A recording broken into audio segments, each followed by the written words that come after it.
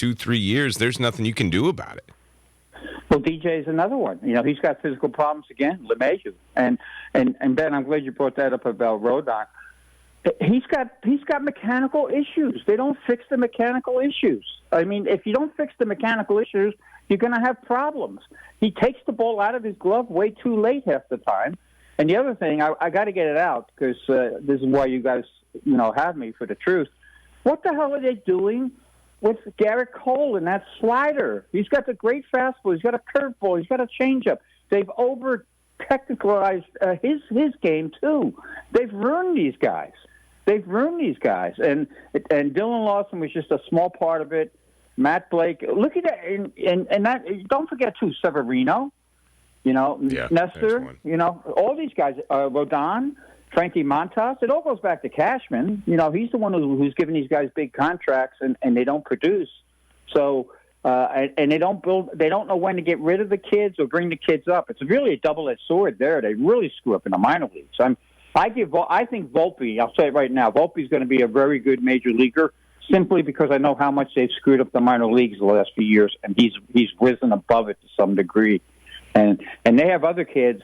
I know for a fact, and this is amazing, and Dibbs would know this too, having been there, they are back-channeling some information to some of their minor leaguers to try to get them right because the way the development people have screwed this up. So that's mind-blowing if you think about it. They don't know what they're doing. And after the 2018 season, a couple of their really good pitching coaches left because they saw what was happening. It became a drive-line baseball team. And now they're reaping the rewards of that monstrosity that they've created. Kevin Kernan, who writes for Ball9.com, in one of your latest articles, you talk about the analytic gurus need to come out in front of the curtain, explain good or bad the reasoning on how they handled the team, how they built the team. Yeah. I mean, why did you build the team like this? But like you talk about, they don't care about strikeouts. They don't care about mediocrity. They don't care about on-base percentage or hitting with runners in scoring position. Why can't we find out who these people are? Anita Marks, I was on her show today. She said they're NASA people. They're that smart. If they're that smart, why can't they get out in front of a microphone and have some accountability here? Well, you're right. That's the column I wrote. I entitled it "Off to See the Wizard" because it reminded me of when I was a little kid watching the Yellow Brick Road and who was behind the curtain, and the wizard was behind the curtain, and guys like Mike Fishman, the assistant GM. And let me point out too, I've seen this guy in trips. He doesn't do much baseball stuff. These guys have been promoted by most of the mainstream media who declares these people geniuses early on. They feed the beast. All they hear, and then they become, they have contact with him, but they never have contact after the game. Why did you do that? And so that was the basis of that column. Stick this guy in front of a microphone with Cashman. Why did you build the team this way? But they, my good friend Jack McKean always says, how come managers get fired? Nobody from analytics ever gets fired? And it's really sad. But I do think it's coming out a little bit with the Yankees through stuff I've written, through stuff that minor league players are saying, through other things that people are disclosing now. And it's really coming out so the owner knows. That's the problem, is the owners don't know these things. Right. They just hear what they hear from Cashman. And just one other quick thing, because I want to get back to my central theme here about having a heart and a pulse.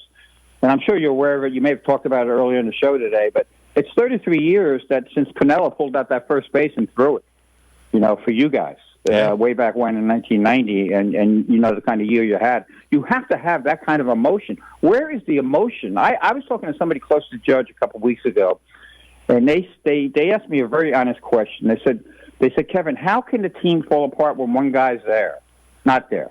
And I said, because there's no leadership anywhere within that organization except for Aaron Judge, and unfortunately they've taken it all away.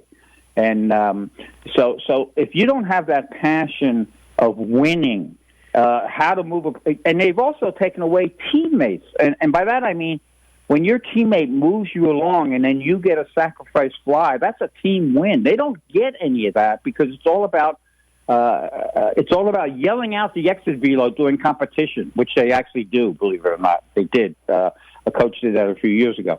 It's all about numbers. It's all about metrics. Nothing about heart, soul, giving yourself up for your teammate. And that's how you get in this whole. And I see the frustration in guys who could play that way, in a Garrett Cole, in a Volpe. LeMahieu, obviously, has got physical issues. The other problem is they don't have a catch. The Yankees are always, since going back to Munson, they've always had a catcher who's been heart and soul and a strong leader and a good player. They don't, Posada was that. Girardi did that for years. Those Yankees. Munson. The Yankees, they've taken away the thinking part of the catching, so they think they can put anybody in there. I mean, so this is it's really destroyed. The whole game is destroyed within the Yankee world under Brian Cashman. It can't get any worse. It really can't get any worse. Also, I want to point out, since 2013, they've missed the playoffs 4 times. So I don't want to hear more about the 27 World Championships. And twice they lost in the wild card game. So that's 6 years since 2013 where they've done absolutely nothing, despite the huge payrolls and everything else they've had going their way. And now, like Ben said earlier, they're saddled. Stanton he's a robot. He's a robot. He comes in, hits home runs if it's in his swing path, go work out in the weight room, and that's it. There's no leadership there as well. So you add up all these pieces, this is what you get. And since last year in the ALCS, the Yankees are 60-68. That's what I go by. The team that swept them is the team in the AL that won't go away. The Boston Red Sox have a 4-game road trip at Houston. Then they take on the Dodgers, then the Houston. Yeah. Do they go away after this week, or can they survive this gauntlet?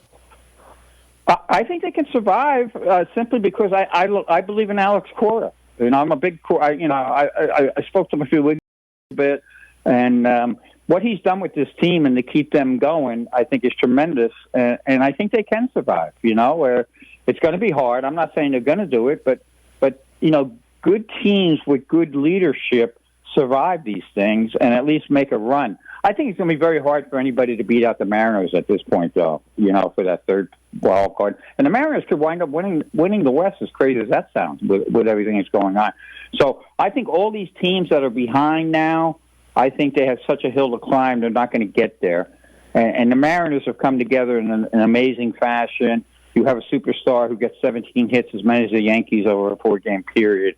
Those things happen, but they have that pitching staff, Logan Gilbert and things like that. And but I do think the Red Sox, I do think the Red Sox can make a play. I think it's a very big move and we alluded to it before it actually happened, and then it happened a few days later when Alex called out Verdugo. That was huge. You got to do that. You got to call out the bad actors, and the rest of the teams got to know you're behind them.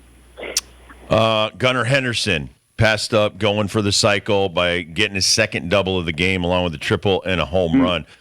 Do you think that was a unselfish play, or should he have stopped at first? I had no problem if he stopped at first. My good friend Jeff Fry years ago, I think, stopped at first. and it's such a big thing. I think it's unselfish in some ways, but I think I think there's going to be another cycle in his future. And that kid, I love some of the things the way the Orioles kids play the game hard, and that's another thing, fellas, that we don't get with the Yankees. We don't get enough of the young kids coming up. They pass them along too. They get rid of them too early before they have a chance to get their feet going. But even some of the kids they brought up a couple of weeks ago, they put them in pinch running situations. Meanwhile the Yankees are calling up Greg Allen. It's a joke. But Gunnar Henderson, I love the way he plays, and it all starts with that Rutschman kid at catcher. He's, what he is? I don't know if anybody's made this comparison, but it's just what I love to do. He's Gary Carter. He's Gary Carter in many ways, and it's very important to have a catcher like that, and that'll make the whole team run. Who do you like as the AL Rookie of the Year? Gunnar Henderson right now is batting .249. He's got 21 bombs, but my man Masataka Yoshida over there for the Boston Red Sox batting .297. Who do you like right now as a leading candidate to win that award? I like Yoshida. I mean, you can say it's a little unfair because the Japanese players come from a pro league, but that's the rules. It's like we're going back to Ichiro. She showed me a lot. I thought he would. I think there's still some struggle there, but he's turned out to be a really, he's a good ball player, and the more good ball players you can have makes you a better team. So I think the Orioles are going to get plenty of awards here and there going forward. If you're like I'm a batting average guy. I'm sorry. I've always been a batting average guy. To me, batting average is huge. It means something. It's so important.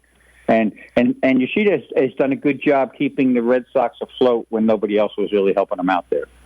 Who do you like in the National League wild card? Oh, yeah. Good question. The National League wild card to me, I don't know. I'm not going to, it's so wide open with that. What scares me about the National League before we go into any further is I don't like what's going on with the Phillies right now. The Phillies right now, with their way, they're falling apart a little bit. But I thought a few weeks ago that the Padres would come out of this. They're not going to come out of it, and that's going to just throw it all in the open. So it's if you held a gun to my head with the teams, Phillies the Giants. Let's go with the Cubs. They're there now, and they can hold on. The Reds aren't playing well. I think the Marlins have some issues. Diamondbacks could bounce back, but I'd love to see Cubs make it just because it would make it kind of a fun, a fun story. They got leadership. They got a great lineup. I think you love every player on the team. Yep. Yeah, and nobody expected Phillies, Giants, and the Cubs to get to the postseason. Kernan, what do you know about Stroman's rib, though? Is that all hubbub, or is that some true stuff where he might actually be painful throwing the ball, and that's going to really hurt the Cubs' chances? Yeah, that hurts him. He's as much as he can be. Let me tell you a quick story about Stroman. When he can be a pain in the neck, to be quite frank. And I remember when he was with the Blue Jays, Matz was he was like the flavor of the month. So they sent me over to do Stroman because I knew each other from high school. And I went up to talk to Stroman about Matz, and you would think I was like, just spitting in his face. He had no time for it because I think he was always jealous about Matz or whatever because they came from Long Island. So now I'm not saying that in a negative way. I'm saying that in a positive way because that's who he is. He's a chip on the shoulder guy. Yeah. So that's made him great and as great as he can be. But whenever you have anything with your ribs, that's a major issue. So it's going to be difficult. Kernan, you're one in a million. Thank you so much for being on our show all the time. We appreciate it, KK. Love being with you guys, and it's in 33 years. Good things happened for you. So there you go. On that. Yeah, I had Norman Rainey at my house all week, and it was crazy. We were at a local brewery. We were at the Brewberry in Middlebury by my house when we took that picture. But I had to put up Norman Randy over the weekend and stuff, and that's always after a couple of days. I'm worn out. I feel like I went a few Randy rounds. Isn't Randy like having another kid, basically? No. Yeah. Yes, absolutely. He identified more with my 12-year-old than Norm and I. Yes, there you go. I love Randy. You are 1,000% right all the time. One quick thing, I'll let you go because I don't want to hold on too long. But my favorite Randy story, he's with the Padres. We're standing outside. It was a long game, one of these crazy games. Kid comes up to him with a card to autograph. It was in a non-Padre uniform. Randy ripped it up right then and there. Nope.